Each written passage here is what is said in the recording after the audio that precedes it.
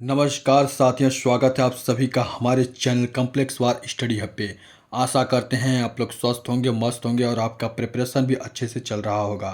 आज हम लेकर आए हैं डीएलएड फोर्थ सेमेस्टर का द्वितीय प्रश्न पत्र शैक्षिक प्रबंधन एवं प्रशासन के अतुल लघुत्तरीय प्रश्न का पूरा समाधान। यह वीडियो आपके एग्जाम के लिए बहुत ही महत्वपूर्ण है, क्योंकि यहाँ हम आपको सटीक परीक्षा में आने वाले प्रश्न और उनका सरल और आसान उत्तर बताने वाले हैं।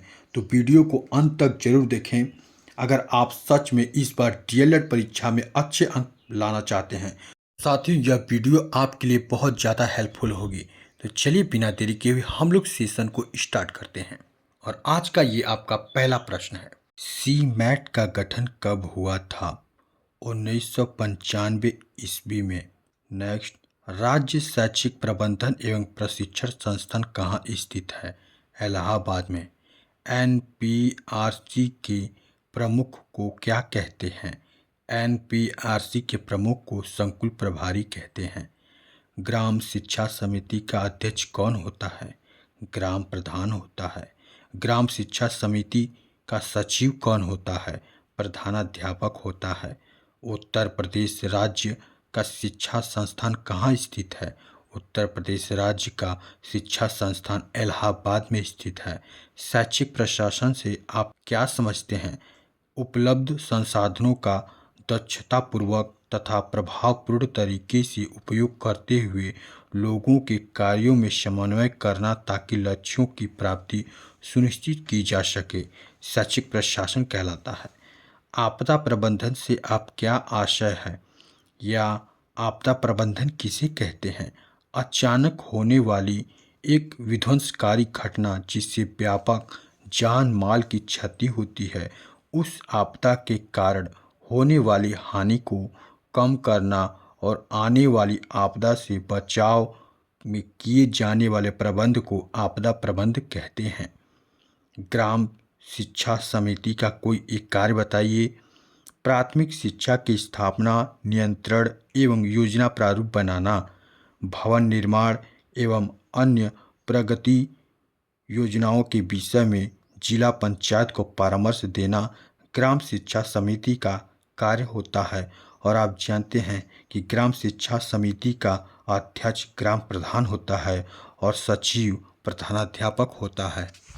अभिलेख से आपका क्या आशा है? ऐसा दस्तावेज जो अति महत्वपूर्ण लिखित जानकारी को समेटे हुए हो तथा जिस पर लिखित सूचना बहुत महत्व रखती हो, उसे अभिलेख कहा जाता है।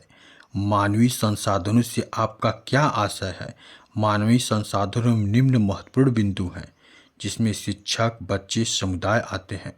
शिक्षक को राष्ट्र निर्माता कहा जाता है। किसी राष्ट्र के सर्वांगीण विकास में उसकी शिक्षा व्यवस्था महत्वपूर्ण भूमिका निभाती है।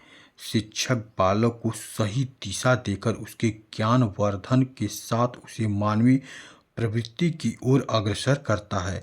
अतः यह जरूरी है कि शिक्षक को अपने विषय का पूर्ण ज्ञान हो, वह प्रशिक्षित हो एवं पाठ्य सहगामी क्रियाओं में रुचि के साथ साथ बच्चों में व्यक्तिगत रुचि ले। बच्चे हमारी शिक्षा व्यवस्था के लक्ष्य हैं, अतः बच्चों के समग्र नामांकन एवं ठहराव को ध्यान में रखना हमारा लक्ष्य है और उन्हें समय की आवश्यकता के अनुरूप शिक्षा प्रदान कराना हमारा कर्तव्य है। समुदाय शिक्षा से जुड़ी एक बड़ी संस्था है। यदि विद्यालय को समुदाय का सहयोग प्राप्त हो तो विद्यालय और बच्चों से जुड़ी विभिन्न कठिनाइयों का सामना किया जा सकता है। जैसे समुदाय के किसी डॉक्टर के माध्यम से बच्चों का स्वास्थ्य परीक्षण कराना और उसकी आख्या रखना, समुदाय के किसी विशिष्ट व्यक्ति के माध्यम से बच्चों के भ्रमण में सहयोग लेना आदि। अच्छे वाचनालय की दो विशेषताएं लिखिए। अच्छे वाचनालय की दो विशेषताएं लिखिए। अच्छा वातावरण, सुयोग्य एवं शिक्षित शिक्षिका एवं शिक्षक। नेक्स्ट, जिला शिक्षा एवं प्रशिक्षण संस्थान की स्थापना का मुख्य उद्देश्य लिखिए। राष्ट्रीय शिक्षा नीति 1986 के तहत 33 जिलों में डायट की स्थापना की गई है, ताकि सेवा पूर्व एवं सेवाकालीन प्रशिक्षण से जिला की गुणवत्ता को बढ़ाया जा सके। प्राथमिक शिक्षकों के लिए सेवा पूर्व और प्राथमिक स्कूल के शिक्षक के लिए सेवाकालीन प्रशिक्षण आयोजित करते हुए डायट जिला स्तर पर नोडल संस्था के रूप में कार्य करेगी। नेक्स्ट, विद्यालयों में अभिभावक शिक्षक संघ की स्थापना क्यों की जाती है? विद्यालयों में अभिभावक शिक्षक संघ की स्थापना बालक के सर्वांगीण विकास एवं बालक को समझाने के लिए की जाती है। मनोविज्ञान शाला की स्थापना किस उद्देश्य से की गई है? मनोविज्ञान शाला की स्थापना छात्र के मन में उठ रहे सवालों को समझने के उद्देश्य से की गई है। अभिभावक शिक्षक संघ का उद्देश्य बताइए। अभिभावक शिक्षक संघ के निम्न उद्देश्य हैं: अभिभावक को शिक्षा के प्रति जागरूक रखना, विद्यालय एवं अभिभावक के बीच दूरी समाप्त करना, नामांकन एवं ठहराव सुनिश्चित करना।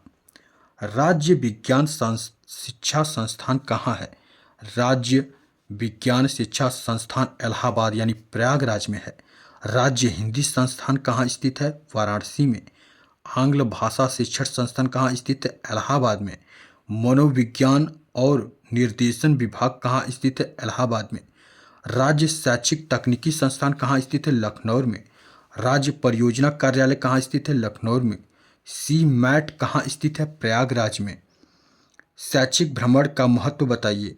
भ्रमण के अभाव में शिक्षा बुनियादी अनुभवों से दूर हो जाती है और विज्ञान, इतिहास, भूगोल आदि में भ्रमण अत्यंत आवश्यक है। पाठ्य सहगामी क्रियाओं से आपका क्या आशय है? पाठ्य सहगामी क्रियाओं से आशय उन क्रियाओं से है जो पाठ्यक्रम के साथ साथ विद्यालय में कराई जाती हैं। पाठ्य सहगामी क्रियाओं से बच्चे चीज़ों का प्रयोग करना सीखते हैं। प्रबंधन एवं प्रशासन में क्या अंतर है? प्रबंधन एवं प्रशासन में क्या अंतर है? प्रशासन एक निर्धारक कार्य है जबकि प्रबंधन एक कार्यकारी कार्य है। शैक्षिक पर्यवेक्षण को परिभाषित कीजिए। शैक्षिक पर्यवेक्षण का अर्थ है स्कूल के अधिकारियों का एक सर्वव्यापी प्रयास जो संस्था के सुधार के लिए शिक्षकों और अन्य शैक्षिक कर्मचारियों का नेतृत्व प्रदान करने के लिए निर्देशित है। संचयी अभिलेख पत्र में किसका लेखा रखा जाता है? संचयी अभिलेख छात्र का स्थायी आलेख होता है या छात्र का शैक्षिक इतिहास होता है जिसमें छात्र की उपस्थिति, स्वास्थ्य परीक्षा, अंक, विद्यालय की सूचनाओं। जिला समन्वय जिले के किस अधिकारी के अधीनस्थ कार्य करता है? जिला अधिकारी या बेसिक शिक्षा अधिकारी के अधीनस्थ कार्य करता है। डायट के किन्हीं दो विभागों का उल्लेख कीजिए। सेवा पूर्व शिक्षक प्रशिक्षण विभाग, सेवारत शिक्षक शिक्षा विभाग। उत्तर प्रदेश शिक्षा अधिनियम कब से प्रभावी हुआ? 17 अगस्त 1972 में। मानवीय संसाधन के कोई दो उद्देश्य बताइए। विकास के लिए सही अवसर देना, श्रमिकों हेतु अवसर उपलब्ध कराना। मानवीय संसाधन के दो प्रमुख उद्देश्य हैं। खेल कूद के प्रमुख सिद्धांत कौन कौन से हैं? समकित और असमयित, एक खिलाड़ी और अनेक खिलाड़ी, पूर्ण जानकारी और अपूर्ण जानकारी, ये क्या है? खेल के प्रमुख सिद्धांत हैं। शिक्षक संदर्शिका से क्या तात्पर्य है? शिक्षा परियोजना परिषद लखनऊ द्वारा कक्षा 1 से 8 तक कक्षावार विषयवार शिक्षक संदर्शिकाओं का प्रकाशन किया जाता है। खेल कूद से बच्चों में किन पक्षों का विकास होता है? शारीरिक, मानसिक, सामाजिक, चारित्रिक, राष्ट्रीयता आदि। शिक्षकों से संबंधित पंजिकाओं के नाम लिखिए। शिक्षकों की उपस्थिति रजिस्टर, वेतन register, mid day meal register, पत्र व्यवहार रजिस्टर, सेवा पुस्तक आदि। वित्तीय अभिलेख कौन कौन से हैं? वित्तीय अभिलेख विद्यालय के वित्तीय लेन देन, बजट और खर्चों का रिकॉर्ड रखने वाले मुख्य अभिलेख वित्तीय अभिलेख कहलाते हैं जो निम्नलिखित हैं।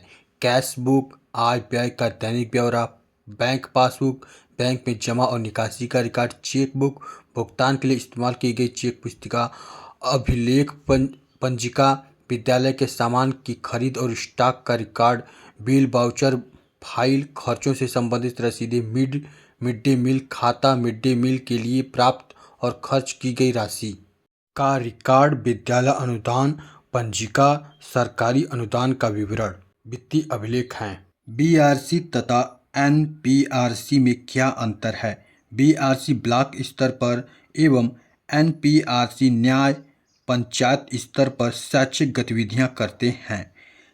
अध्यापक अनुदान धनराशि का उपयोग कहाँ कहाँ किया जाता है? अध्यापक अनुदान राशि का उपयोग विद्यालय कल्याण समिति अथवा विद्यालय प्रबंधन समिति के द्वारा किया जाता है। इसका उपयोग निम्नलिखित कार्यों हेतु किया जाता है: बच्चों के बैठने के लिए फर्नीचर खरीदने में, विद्यालय के उपकरणों की मरम्मत हेतु, आवश्यक स्टेशनरी क्रय करने में, पुस्तकालय हेतु किताबें, समाचार पत्र, ब्लैक बोर्ड, चाक, डस्टर, जिला, प्रदेश, देश के नक्शे, ग्लोब तथा दीवार घड़ी खरीदने हेतु, विद्यालय की सफाई हेतु आवश्यक सामग्री जैसे कूड़ादान, झाड़ू, कीटनाशक आदि खरीदने हेतु, विद्यालय सौंदर्यीकरण हेतु के लिए गमले, फूलों की व्यवस्था करने के लिए, प्रधानाध्यापक कक्ष को सुसज्जित करने के लिए।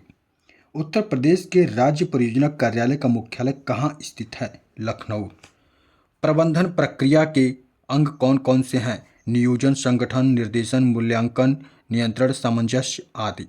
विद्यालयी प्रबंधन के अंतर्गत कौन कौन से भौतिक संसाधन आते हैं? मुख्य अध्यापक का कमरा, विद्यालय कार्यालय कक्षा, स्टाफ रूम, ड्राइंग रूम, विज्ञान कक्ष, भूगोल कक्ष, शौचालय, खेल का मैदान, छात्रावास, पुस्तकालय आदि। लर्निंग कॉर्नर से आप क्या समझते हैं? सीखने का वह कोना जहां बैठकर बालक विभिन्न शैक्षिक गतिविधियां करता है। कक्षा 2 में पढ़ाई जाने वाली पाठ्यपुस्तक की संख्या का नाम बताइए। रेनबो, कलरव, गिनतारा। पाठ्यपुस्तकों के विकास में किन किन बिंदुओं का विशेष रूप से ध्यान रखा जाता है? विषय सामग्री, छात्रों के मानसिक स्तर के अनुकूल चित्र एवं उदाहरण आवश्यकता अनुसार होने चाहिए। सामान्य विद्यालय में कम से कम कौन कौन सी समय सारणी बनाई जाती है? कक्षा अनुसार, अध्यापक अनुसार। बच्चों से प्रोजेक्ट कार्य कराने की उपयोगिता बताइए। बालक को आत्म प्रेरित कर कार्य हेतु प्रोत्साहित करना, बालकों में सृजनात्मकता का विकास करना। समय सारणी क्यों बनाई जाती है? समय सारणी के द्वारा स्कूल में काम के घंटे, अवकाश के समय, विद्यालय विषयों, शिक्षकों तथा उनके नाम, शिक्षकों के मध्य कार्य विवरण, विद्यालय परिसर में कक्षों की संख्या आदि का पता चलता है। एनपीआरसी के 3 प्रमुख कार्य बताइए। तो एनपीआरसी के प्रमुख कार्य हैं: न्याय पंचायत के सभी स्कूलों में कम से कम 2 बार प्रभावी अध्यापक द्वारा पर्यवेक्षण एवं निरीक्षण का कार्य किया जाएगा। यह केंद्र पंचायत स्तर पर शैक्षिक एवं शिक्षणेतर कार्यानुभव गतिविधियों का केंद्र होगा। यह शिक्षकों के लिए कार्यशालाओं तथा गोष्ठियों का आयोजन स्थल होगा। खेल कूद के प्रमुख सिद्धांत कौन कौन से हैं? खेल कूद के प्रमुख सिद्धांत हैं: प्रत्येक छात्र को खेल कूद का अवसर देना चाहिए। खेल कूद पर कुछ ही छात्रों का एकाधिकार न होना देना चाहिए। प्रत्येक खेल के नियमों का पालन करना। कक्षावार छात्रों की प्रतियोगिता का आयोजन करना। खेल कूद के आयोजन में मौसम का ध्यान रखना। साथियों, कैसा लगा यह सेशन कमेंट करके हमें ज़रूर बताएं। फिर मिलेंगे एक नए मॉडल पेपर के साथ। तब तक के लिए आप सभी का धन्यवाद। चैनल को लाइक, सब्सक्राइब और शेयर करना ना भूलिएगा। राधे राधे।